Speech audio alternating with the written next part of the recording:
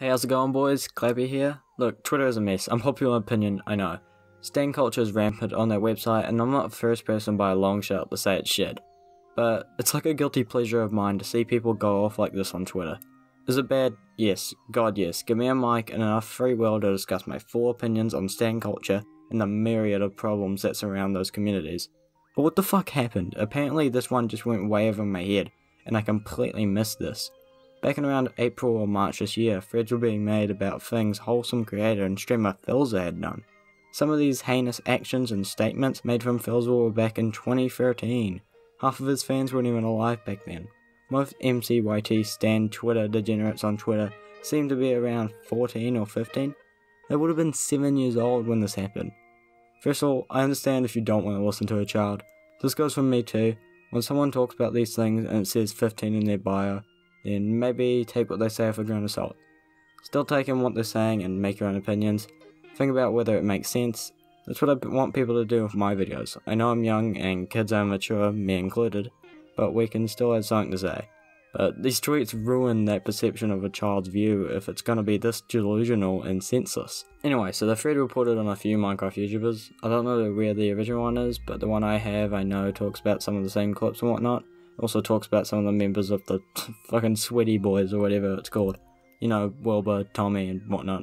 So I've given enough exposition. Time to discuss the first clip. Custom one, because that would be retarded.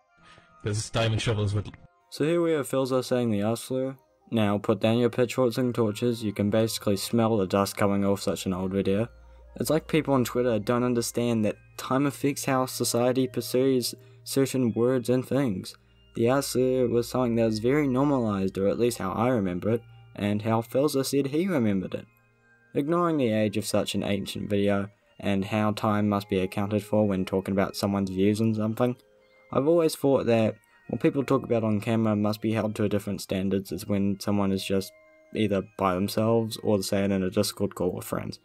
I think H3H3 said something similar a while back, but we all joke and say asinine comments with friends.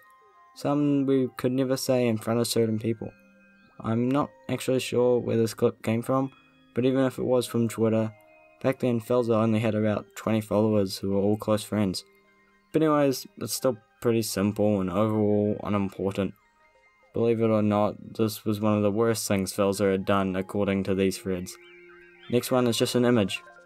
A screenshot to be precise. Of someone else.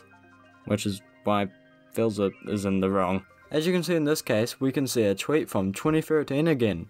What a year for Philza. A screenshot of a DM from what he said was an old friend that contained the N-word.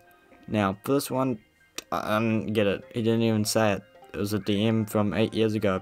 It says 3G in the top left corner of the phone. I don't have anything to say about this one, so let's just talk about Philza Response, which I've kind of been alluding to and bringing up small portions of it. I'm going to address the things that they said about me, pretty much.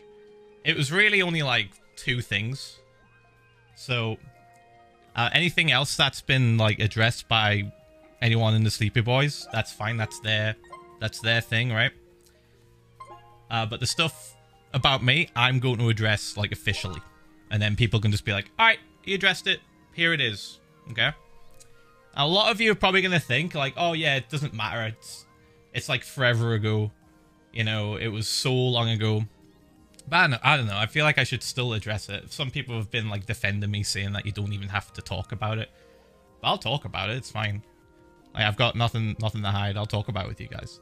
Yeah, I mean, I obviously have no will over what he does or doesn't do. It's his channel, he can talk about what he wants to. I might think it's unnecessary and could have gone another way, but it's not my call to make. Like, you can have nothing to hide and still not get involved in mindless drama. Especially if avoiding it is the best for both parties involved. What I'm apologizing for, basically, is the people who genuinely saw that and were, like, hurt. Right? Not apologizing to the people that fucking dug it up and used it as ammunition, pretty much, to try and get all of us kind of, like, in trouble. Because they are pretty much weaponizing stuff from forever ago. Which was really kind of fucked up. They weren't really trying to educate anyone in that post. It was very, very obvious that they were just, like, attacking. So I'm not apologizing to them. I'm apologizing to you guys who saw that and went, "Oh, yikes," because it was pretty fucking yikes. Okay, but you know those people who make those threads aren't looking for an apology? They're looking for control, for a reaction, for attention. You're saying you're not apologizing those people means so little to them when they get away with this behavior scot-free. In reality, he didn't need to address this. Again, he did. Whatever, I don't care. But when it comes to the stands, the best thing to do is just avoid them. Block obsessive stalkers if needed and move on. I don't understand how a content creator can see this mob tearing itself and its idol apart and just pretend it's not there and being able to see that daily. I can't figure out why more of them don't just go on some mass blocking of stands with how they rail on them and create more slander per day than Omrika. I ignored most of Philza's clip where he talks about each incident. I'll link the full thing below. It's short and worth a watch for this full view. But I wanted to demonstrate how these reactions to stand culture don't work. All respect to Philza, hope the man is doing well. I can only imagine how annoying the situation must be. No hate to the man, I'm sorry if it came across as harsh on Philza. But for now, I'll see you losers next time.